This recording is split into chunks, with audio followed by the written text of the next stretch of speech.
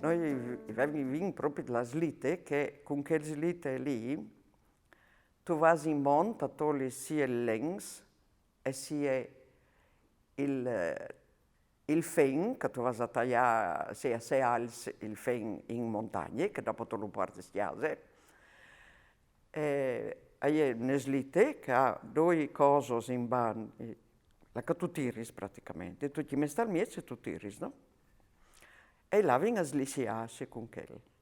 E siccome che siamo un tic in montagna, avevano un tocco veramente stupendo, partivano lassù, venivano giù, addirittura i sorpassavano, cioè andavano oltre la strada che se tu vai con moto sei sicuro sotto la macchina, ma in che volte non era macchina.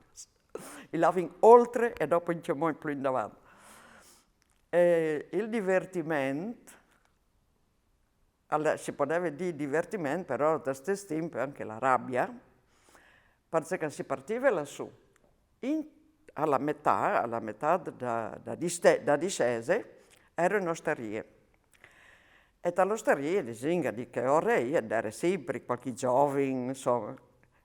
E sapevano che facevano queste discese, e facevano la balle da neve, più grande possibile. E dopo quando vedevano venire io, che era insomma, un che guidava e 4-5 da ore sentati, e ti buttavano la balle dal mezzo, no? Naturalmente ti frenava, no? Ma quel di frenare non era noi in confronto. Allora che se tu eri davanti, che una volta non era pantaloni, tu chiappavi tutta la neve finti da panze.